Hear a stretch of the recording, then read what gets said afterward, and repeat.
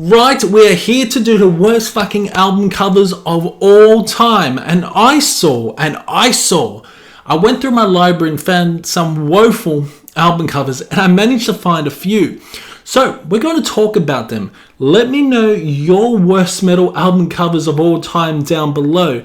Now, don't get me wrong, some bad album covers have some really good music on them. But these are the album covers that make me squirm and cringe in embarrassment once setting my eyes upon it. First up is Ramstein and the self-titled album released in 2019. Surely the album is good, but what is that album cover? It's just an unlit matchstick. Is it supposed to spark into flames like something out of Fire Fry, the music video? This is easily an eyesore album cover. I don't really want to go back to this just because of the stupid art cover. Its content is good, but yeah, this album cover is awful. Nothing is happening. White background with just a matchstick with no Ramstein logo. I was reluctant to buy this, to be honest, because of that cover. But I'm a collector, so I had to get it. And I was trying to find it in there, but somehow it's grown legs. Up next, we have none other than Testament and the album The Gathering. What in the world is going on here? I'm staring at this cover like a confused owl, trying to make sense of it. The music inside may be fucking good, but let's be real, this album cover is a hot fucking mess. Picture this, two naked women who could pass as demonic angels, cozying up to two snakes. Originally, they were human faces. It's like a twisted fantasy gone wrong. Sure, it's eerie, but it's also a visual train wreck. This cover is the reason why I avoid revisiting The Gathering. It's like a bad blind date that you just can't forget. It's a worst album cover, and even Demonic and Low keep dropping my fucking CDs. Even Demonic and Low were giving it a run for its money. But hey, the music's better than the cover, so there's that. Alright, hold on to your balls and grasp them tight because we're taking the big dogs now. Metallica and their 2016 release, Hardwired to Self-Destruct. Strap in, because we're about to dissect this album cover's disaster. I mean, come on, did they just throw all the band members? They just throw the fucking band members' faces into a blender and hit mix? What were they smoking when they thought this was a good idea? Sure, they slapped the Metallica logo on there, but the rest is like a bad, Photoshop experiment gone wrong. Like I've done a thumbnail and it's just gone completely wrong. I'll give them credit for the transitional artsy colors, very artsy, but the one face sticking its tongue out is just plain silly. It's like a bad family photo where everyone's trying to fucking be edgy.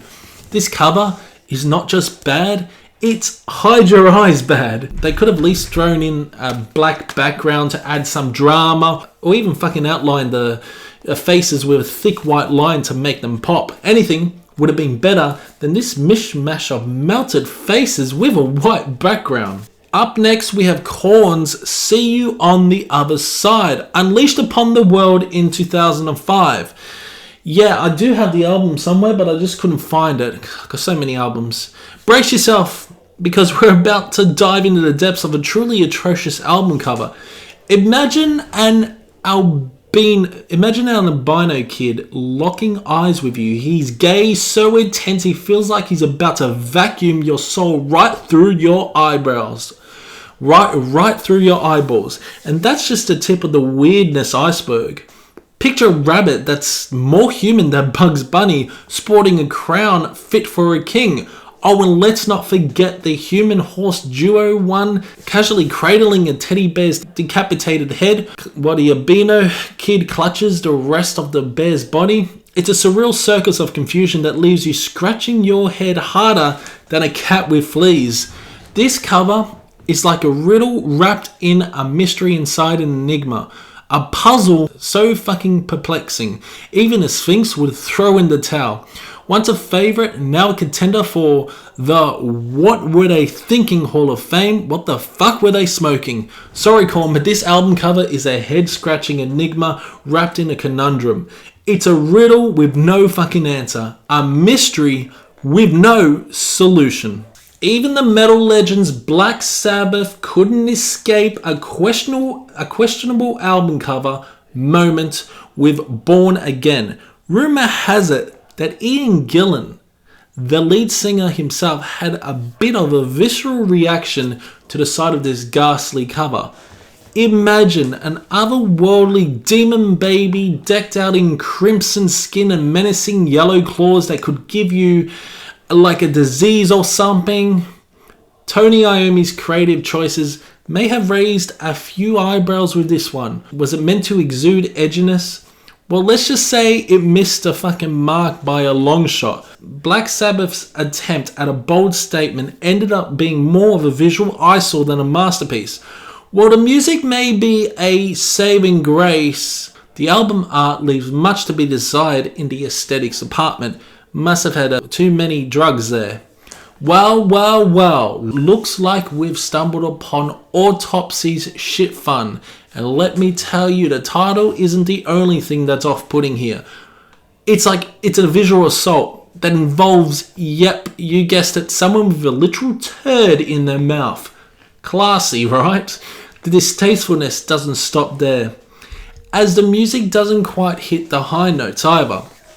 This album cover easily clinches a spot in the Hall of Shame for the worst album covers of all fucking time. Autopsy set the bar high with previous covers like the gruesome Severed Survival and the haunting Mental Funeral, making shit fun stick out like a sore thumb in all the fucking wrong ways. It's safe to say that this album is at the bottom of the Autopsy barrel for me, with a cover that's a total eyesore and music that's far from a fun ride. Get in the bin. Hold on to your horns, because we're delving into the not-so black metal world of Aeternus and the 2000 release Shadows of Old. Prepare yourself for a visual feast that's more oops than Cavolt. Picture this.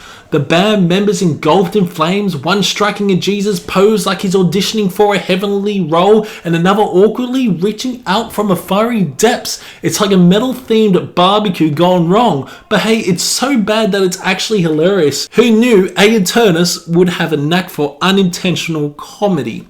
This album cover is a certified eyesore, but it's the kind of cringe-worthy masterpiece that you can't look away from. And let's not forget about that font choice.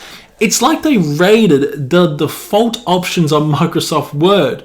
I mean, seriously, what were they thinking? They may have aimed for eye-catching, but they ended up with a spectacle that's more facepalm than metal. Holy shit. Continuing down the album cover rabbit hole, we come to the most recent addition to the lineup, The Lion's Daughter Bathhouse. Now, how do I put this delicately? Picture a mutated granny with pendulum-like tits swinging about with her tongue out and sporting a set of 6 eyes that give off major three-eyed fish vibes from The Simpsons. It's a mix of animation, computerization, and a dash of real-life elements. But let's be real, it's not easy on the eyes. This cover is like a visual assault that makes you want to look away pronto. Despite the questionable aesthetics, the music inside is actually pretty solid. Even the previous album, Skin Show album, didn't quite hit the mark, but Bathhouse takes the cake for sure.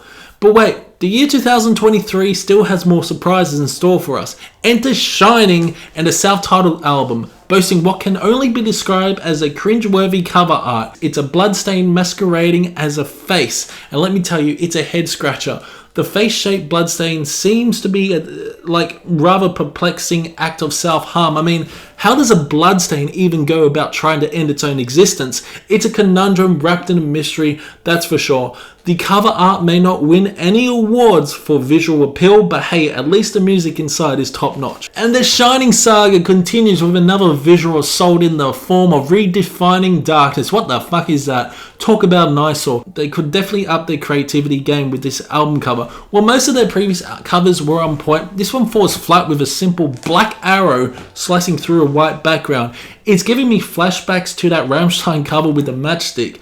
This cover lacks that wow factor and leaves much to be desired. Sure, it might hint at shining, delving deep into the darker musical realms, but it's all just speculation at this point. It's a bit of an eyesore, but hey, at least it's not as cringeworthy as a self-titled cover. Let's kick back and reminisce about Pantera's earlier album covers. They're quite the sight to behold. Don't miss out on the unicorn skull vibes of Far Beyond Driven for a touch of mystical allure. Metal Magic unleashes a pumped up panther that's geared up for a showdown. Talk about one fierce kitty. Projects in the Jungle paints a vivid concert scene with Pantera rocking out on stage while the crowd goes wild.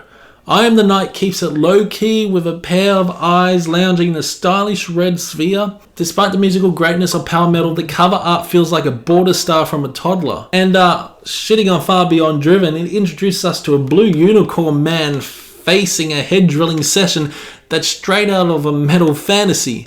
And let's not forget Reinventing Steel, where a fiery figure in undies looks back to take a leap out of a blazing inferno. Pantera's album covers may not be everyone's cup of tea, but they sure know how to add a dash of eccentricity. Yeah, I love Pantera, but the album covers are meh. As we approach the final stretch of the video and time is ticking away, we got two more eye-catching gems to cover. First in line is Therian's Thali album cover. I mean, seriously, what in the world is this? It's like a model that forgot to hit the render button.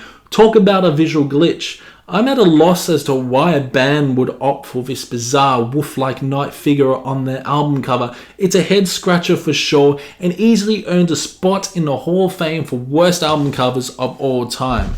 Alright, brace yourself for the ultimate cringeworthy album cover as we unveil Am Maiden's Dance of Death at the #1 spot. This cover is a real head scratcher. Eddie is at the front and center, looking like a rock star deity, surrounded by a bizarre mix of scantily clad men and women giving off major burlesque vibes. And let's not forget the random fucking dog, with a child riding on its back. Talk about a strange sight. It's like a chaotic scene from a fever dream, like fucking earning its place as one of the worst album covers in history. If a glitchy computer program tried its hand at curating art, resulting in a jumbled mess that even early AI would scoff at. The only ray of hope in this visual disaster is Eddie, who stands out as the lone complete model in the midst of the chaos. Thankfully, the album itself delivers on the musical front, saving the day with its amazing sound.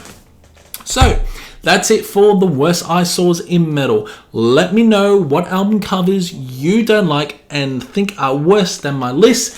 It's been fun, and I'll see you in the next one.